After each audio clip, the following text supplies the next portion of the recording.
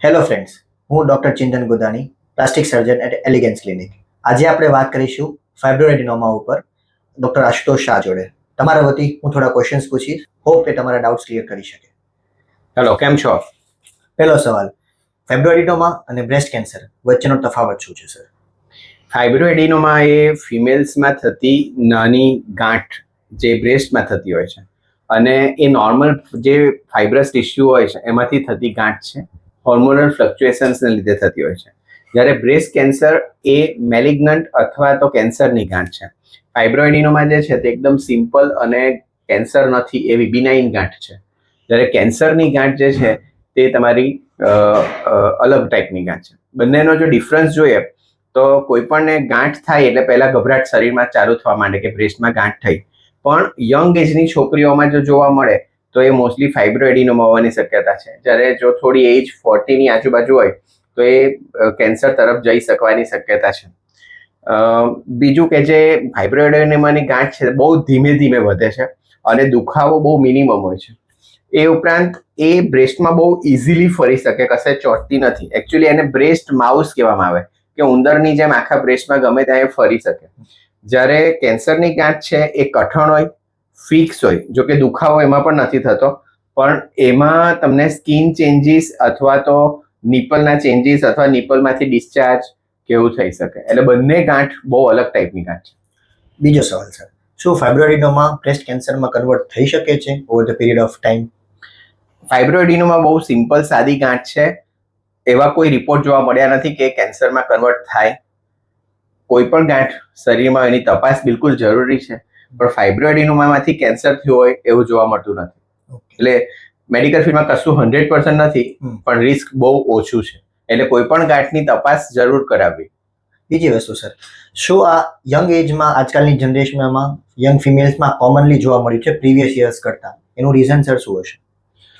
અત્યારે environmental changes, આપણા ખાણીપીણીના changes, આપણો જે ખોરાક આજથી 10-15 વર્ષ પહેલા હતો ને અત્યારનો ખોરાક છે, અત્યારની યંગ છોકરીઓ જે ખાઈ રહી છે એ, અને વધુ પડતું ડેરી પ્રોડક્ટ્સ, એમાં પશુઓને આપતા ઇન્જેક્શન્સ જે અત્યારે ફિમેલ્સમાં ટ્રાન્સફર થઈ રહ્યા છે, આ બધા કારણોને કારણે મેઇનલી હોર્મોન ઇમ્બેલેન્સ એ એક સૌથી અગત્યનો પોઈન્ટ છે કે જેને કારણે આ ફાઇબ્રોએડિનોમા જોવા મળે છે. એ ઉપરાંત જ્યારે તમે બચ્ચામાંથી ફિમેલ બની રહ્યા હો છો એટલે પ્યુબર્ટી, તે ટાઈમે હોર્મોન ફ્લક્ચ્યુએટ થાય તો પણ આ રીતની ગાંઠ બને છે. આ બહુ સાદી ગાંઠ છે, બિલકુલ ગભરાવાની જરૂર નથી. નાની છોકરીઓને પણ બ્રેસ્ટ એક્ઝામિનેશનની ટ્રેનિંગ એની માતાઓએ આપવી જોઈએ. અમારો બ્રેસ્ટ એક્ઝામિનેશન કેવી રીતે કરવો એનો એક વિડીયો પણ છે જે તમે નાતી વખતે દરેક એજની ફિમેલે કરવું જોઈએ, જેથી કરીને કોઈ પણ ગાંઠ જો બ્રેસ્ટમાં દેખાય તો તાત્કાલિક તમે તપાસ કરી શકો. ઇવન કેન્સરની બી ગાંઠ હોય, તમે જેટલું જ અર્લી ડિટેક્ટ કરો એટલું તમે બચી શકો છો. એટલે બ્રેસ્ટ એક્ઝામિનેશન દરેક ફિમેલને શીખવવું જોઈએ, અને યંગ છોકરીઓને બી આવી જો કોઈ ગાંઠ થાય તો તરત એની સારવાર કરવી જોઈએ. ફાઇબ્રોએડિનોમા માટે સર્જરી હંમેશા કરવી જરૂરી છે સર, કે વેઇટ કરવી? ફાઇબ્રોએડિનોમા સિમ્પલ ગાંઠ છે, મેં જેમ કીધું તેમ, અને બહુ ધીમે ધીમે વધે છે. એટલે ગાંઠ દેખાય તો સૌથી પહેલું કામ છે કે સોનોગ્રાફી કરે. સોનોગ્રાફીમાં બ્રેસ્ટ કેન્સર અને ફાઇબ્રોએડિનોમા ઘણા અંશે આઈડેન્ટિફાઈ કરી શકાય છે. એટલે જો સિમ્પલ ફાઇબ્રોએડિનોમાનો રિપોર્ટ આવે અને યંગ એજ હોય તો ઓબ્ઝર્વ કરી શકાય. પેઇન નથી, સાઇઝ એટલી 2 કે 3 સેન્ટીમીટરથી નાની છે, કોઈ કોસ્મેટિક ડિફોર્મિટી નથી, તો તમે રાહ જોઈ શકો.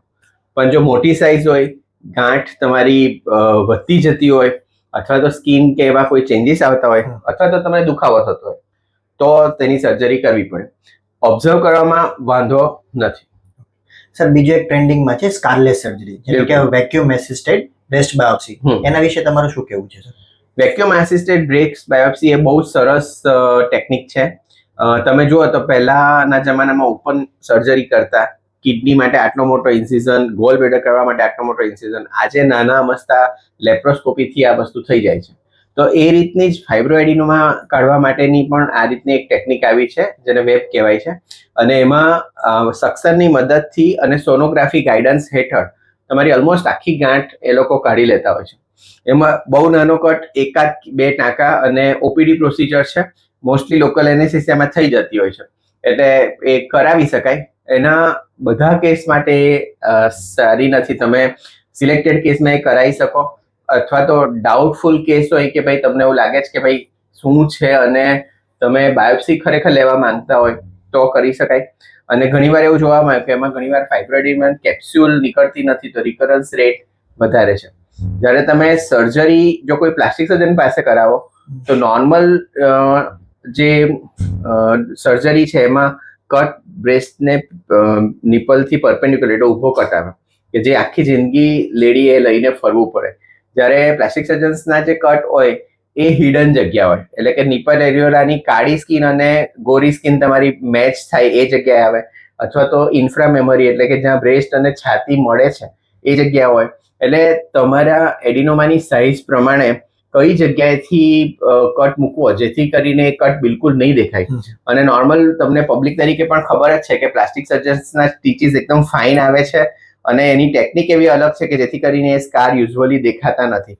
તો એ એટલા સરસ મેચ થઈ જતા હોય છે કે મોસ્ટલી એને કોઈ સ્કારલેસ તમે ગણી શકો, વર્ચ્યુઅલી સ્કારલેસ. સ્કાર તો હોય પણ દેખાતો નથી. અને સર્જરીમાં અંડર વિઝન તમે આખી ગાંઠ કાઢી શકો છો. એટલે દરેક નવી મેથડ જ્યારે આવે ત્યારે એની એડેપ્ટેબિલિટી કરતા વાર લાગતી હોય છે. મેથડ સારી છે, હજુ એના અર્લી રિઝલ્ટ છે એટલે કમેન્ટ બહુ નહીં કરી શકાય, પણ સર્જિકલ પણ તમે કરાવો તો બહુ સારું રિઝલ્ટ મળે. Thank you sir. હોપ તમારા ડાઉટ્સ ક્લિયર કરી શક્યા છે સર. વધારે ઇન્ફોર્મેશન માટે કોન્ટેક્ટ કરો એલિગન્સ ક્લિનિક.